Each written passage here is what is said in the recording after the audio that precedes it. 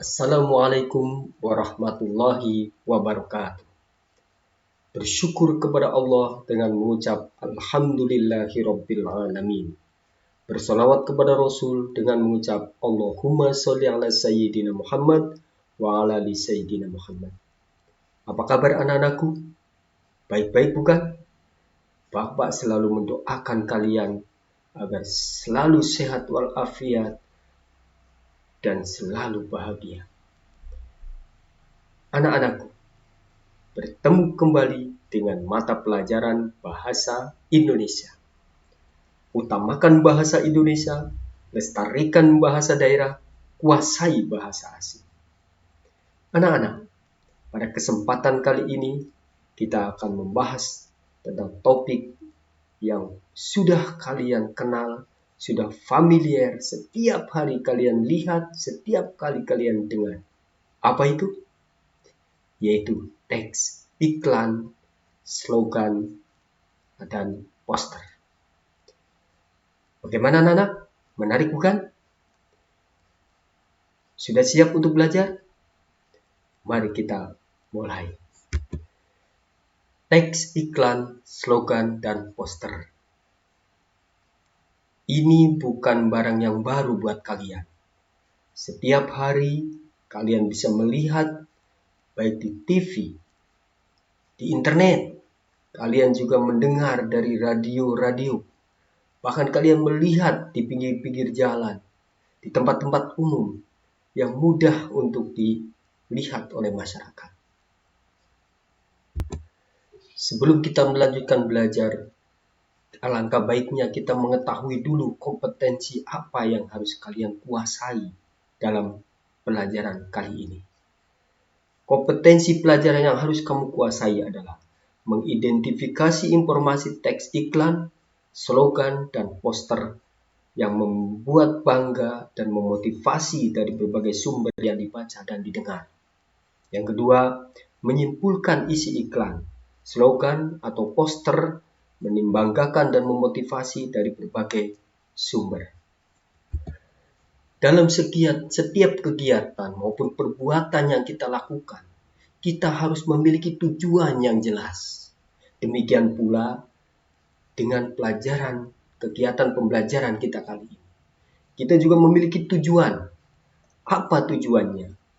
Yaitu setelah kita melakukan pembelajaran, siswa mampu mengetahui pengertian teks, iklan, slogan, dan poster.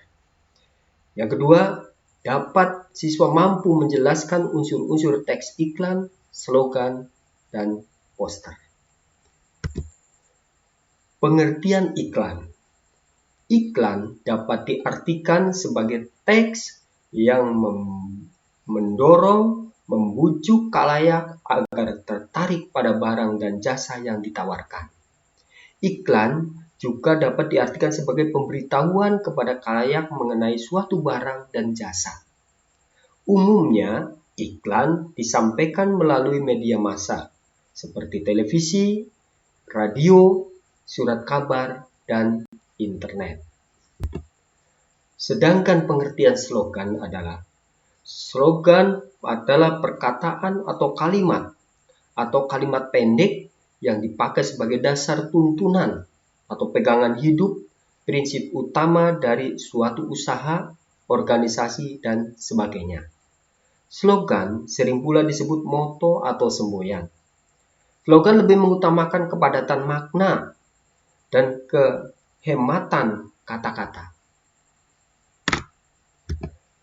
Untuk lebih memahami tentang pengertian slogan tadi, mari kita lihat contoh-contoh berikut. Berdiri sama tinggi, duduk sama rendah. Nah, ini adalah slogan tentang perlunya mengutamakan kesehatan antar sesama. Yang kedua, bersatu kita teguh, bercerai kita runtuh.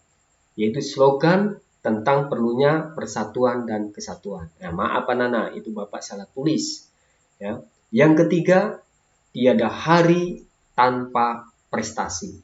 Yaitu slogan tentang pentingnya mengukir prestasi setiap hari. Bagaimana Nana?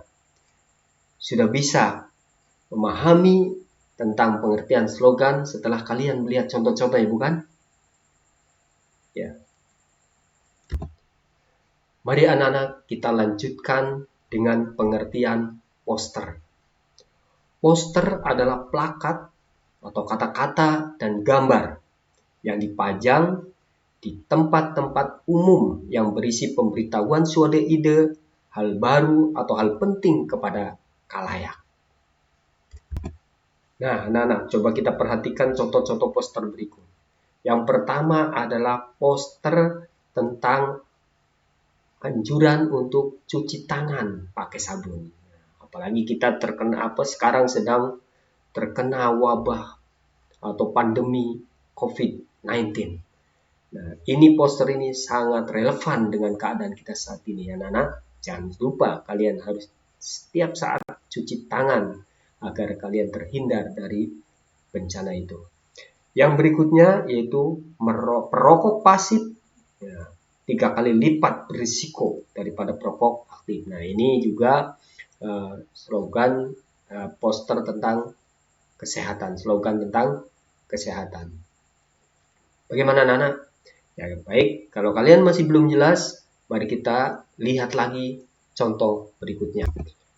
Ya, silakan kalian lihat ada 3 jenis contoh. Ya, pertama poster tentang niaga, yang kedua poster tentang kegiatan, dan yang ketiga poster tentang layanan masyarakat. Nah, kalian bisa lihat di situ. Poster tentang niaga itu perdagangan, ya, bisa berupa barang maupun jasa. Yang kedua yaitu poster kegiatan. Yang terakhir yaitu poster layanan masyarakat. Baik anak-anak, bahasan kita selanjutnya yaitu tentang unsur-unsur iklan. Di sini unsur-unsur iklan ada 6. Yang pertama yaitu sumber. Yang kedua adalah pesan. Yang ketiga media. Yang keempat penerima. Yang kelima efek, dan yang terakhir adalah umpan balik. Apa itu sumber anak-anak? Sumber yaitu pemasang iklan atau yang berinisiatif membuat iklan atau penyandang dana dalam pembuatan iklan. Itu disebut sumber anak-anak. Yang berikutnya adalah pesan. Jadi apa itu pesan? Yaitu informasi apa yang disampaikan. Yang ketiga media.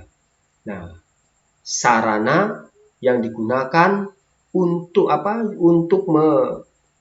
menyampaikan atau memberitahukan pesan ini kepada penerima. Bisa berupa elektronik, bisa berupa cetak, dan bisa berupa juga yang lainnya. Nah, yang cetak itu apa misalnya, Nana?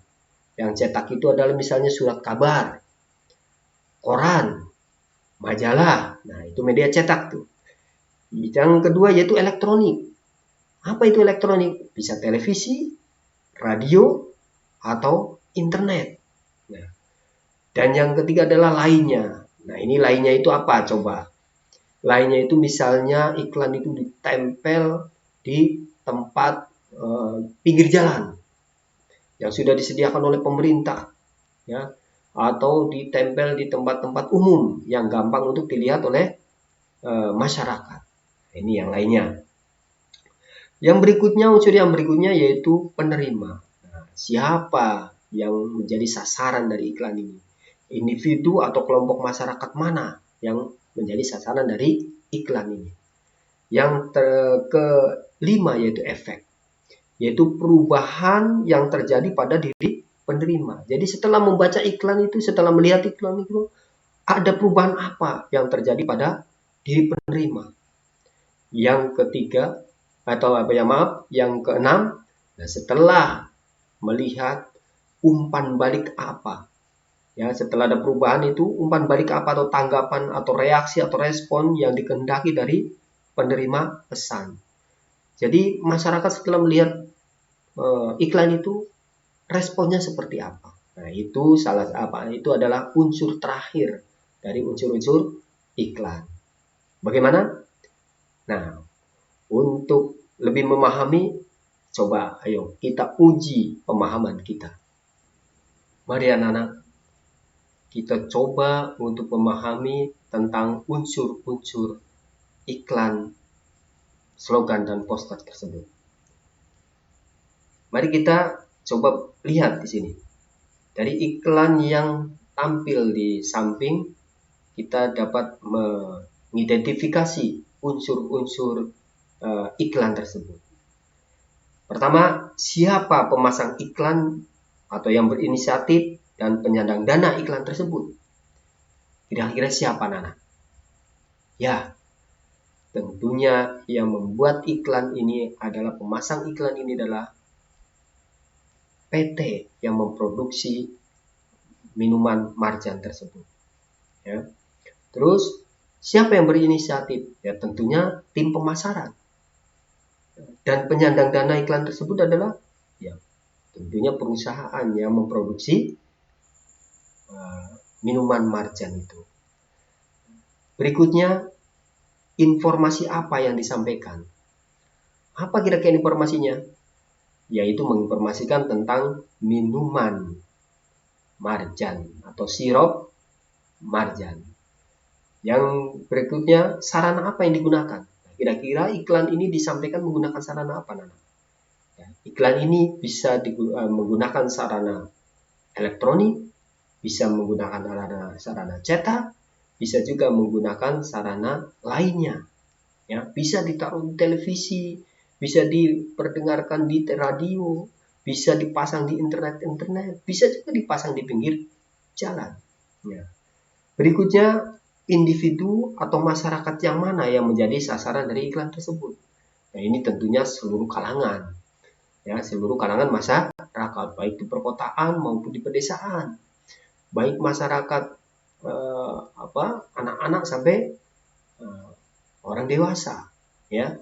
Jadi hampir seluruh kalangan masyarakat, dan tentunya selain bayi, ya, kalau bayi bukan termasuk, ya.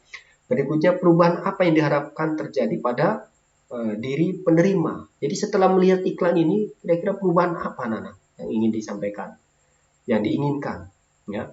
Tentunya perubahan yang pertama, orang yang tadinya tidak tahu menjadi tahu tentang ada minuman yang mereknya Marjan dan diiklankan sangat menarik, ya. Rasanya manis dan sebagainya. Jadi yang diharapkannya itu masyarakat yang tadinya tidak tahu menjadi tahu. Masyarakat yang tadinya belum paham menjadi paham. Masyarakat yang tadinya tidak tertarik menjadi tertarik. Itu respon perubahan yang diharapkan.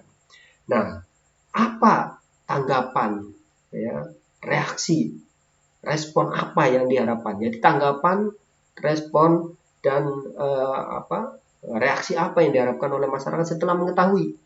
Nah, tentunya masyarakat diharapkan tanggapannya menyukai lalu membeli, ya, membeli produk tersebut. Ya, tentunya akhirnya keuntungan untuk perusahaan. Nah, kira-kira seperti itu, anak-anak, unsur-unsur dari teks iklan, slogan, dan poster. Bagaimana, Nana? Ada pertanyaan? Ya, kalau ada pertanyaan atau ada hal-hal yang tidak jelas, silahkan sampaikan pertanyaan kalian, bisa di e-learning, ya. Di bagian komentar kalian tulis apa saja terkait dengan iklan tersebut atau pertanyaan-pertanyaan kalian yang insya Allah akan Bapak jawab juga melalui media e-learning kita, yaitu e-learning madrasah. Atau bisa juga via WA, ya, anak-anak. Baik, anak-anak, cukup sekian untuk pertemuan kali ini. Semoga kalian mendapatkan ilmu yang bermanfaat, pengetahuan yang bermanfaat, yang insya Allah nanti berguna bagi masa yang akan datang buat kalian, ya, sehingga kalian dapat bermanfaat bagi diri sendiri, bagi masyarakat, dan bagi bangsa dan negara. Tetap semangat, ya, walaupun kalian tetap diam di rumah, tapi tetap semangat, tetap bahagia, dan kita berdoa semoga pandemi COVID ini segera berlalu. Assalamualaikum warahmatullahi wabarakatuh.